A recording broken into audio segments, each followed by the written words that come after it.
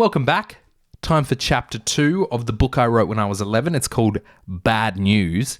If you haven't seen chapter 1 yet, go and find that video because it is absolutely gripping. You can also listen in completion without days of waiting if you are watching this in real time, which I'm sure you are, by jumping onto Apple Podcasts or Spotify or wherever you listen to podcasts and searching for Scotty Wrights. Here we go. Chapter 2, Big Fright. I immediately turned around. All the windows in the house were broked. I don't know if I thought the word broked was the correct usage there. Were broked, and inside was black. Like, okay, it's been whited out. It was black. I thought it said Blake. Ben came around. Bomb, he said. Doubted. She survived. Okay, I doubt she survived, he continued. Then he picked up his walkie-talkie. 2471 to fire 840. We need a vehicle. 840 received. In about 2 minutes, Madeline was pronounced dead by a fire officer. We soon found out the bomb was on the fridge under a note. I predicted the note read, "Catch you soon." Oh, hold on. We need to take a step back right now. The last chapter, I forgot, finished with bang. So now this Madeline person, who I'm not sure we've even introduced properly, has died in an explosion that happened at the house when we were there to investigate the woman that had been kidnapped. Okay. We soon found out the bomb was on the fridge under a note. I predict the note read, "Catch you soon." As the local journalist, I have a little bit of understanding the criminal mind. I predict the note read, "Catch you soon." Anyway, she's seen the note and got it to give to us, but the note moving detonated the bomb.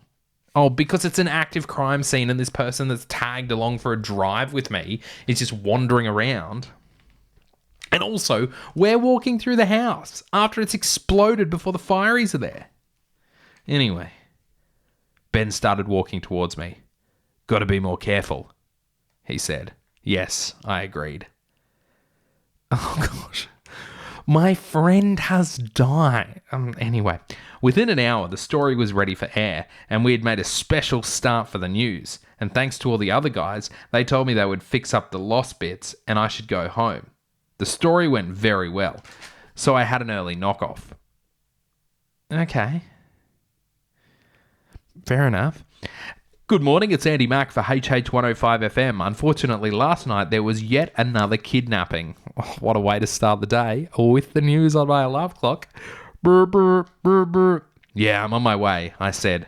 Good, said Dan in surprise. Good. So I soon arrived at work. Okay, Ben is waiting for you at Holsworth Lane. Okay, so there's a police officer that I appear to be somewhat partnered with, like a journal and a police officer solving crime together. Okie dokie. I'm on my way. Jamaica Lane. Oh, hi again. Holsley Lane. I'm looking for Ben's car. Henley Lane. There it is. Holsworth Lane. Scott, we have to remember to look out for any suggestion of a bomb, Ben reminded me. Okay. 3828-2471, the owner of the white van registration 721WHY belongs to a Mr. Rowan Whiterist of 72 Backshare Street, Harlingen Hill. 2471 received. Ben put his radio down and said, "We will tape this up and go and give Mr. Whiterist a call." We walked over to the patrol car. Ben unlocked the boot and produced a roll of police tape. Hey, that's a really good sentence for an 11-year-old. We walked over to the patrol car, Ben unlocked the boot and produced a roll of police tape, and we set to work putting it up. That's a really good sentence for an 11-year-old. I'm just saying. About 10 minutes later, we were standing at the door of 72 Backhurst Street when, click, the door opened cautiously, and a man appeared through the small opening in the door. The second he saw us, he closed the door in our faces, and within about 1 minute, we heard a car start and a white van emerge from the garage. It sped off down the street. Oh, and the rego? 721WHY. Ben, are you thinking what I'm thinking? because I'm also shooting an episode of Bananas in Pajamas. Local journalist also works in kids' TV. What? We could talk to the neighbours. Better you thinking what I'm thinking? We could do some basic investigation. See if they've noticed anything strange recently. It's worth a try, Ben said, hopefully.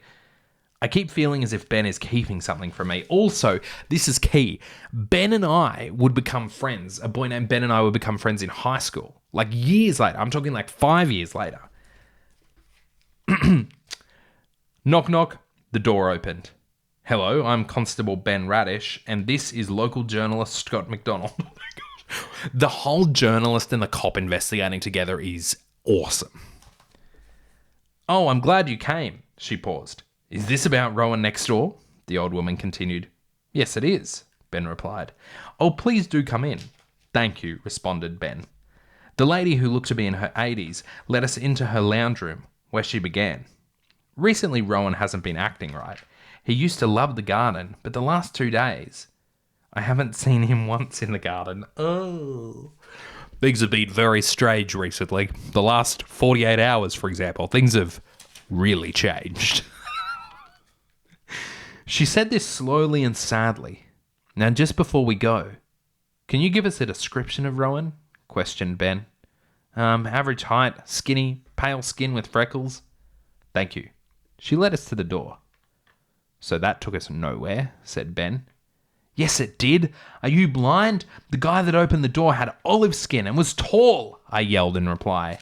Stupid cop. The journo's here now. Oh, yeah, said Ben. What is wrong? Why aren't you concentrating? I said frustratedly. Nothing. I'm just tired, he replied. But I knew it was something else. Okay, so maybe I'm wrong here. Maybe this is story as to why he didn't notice important things. This is me building a story as an 11-year-old. We're at chapter 3, by the way. I hope you enjoyed today's reading of chapter 2 of the book I wrote when I was 11. It's called Bad News. As always, you can continue listening to every chapter. It's available now on my podcast, Scotty Writes. I'm primarily using that podcast to upload short stories I write for Instagram, which you can find on the Instagram account, Scotty Writes. But for now, get ready. Chapter 3 sounds like it's going to be great.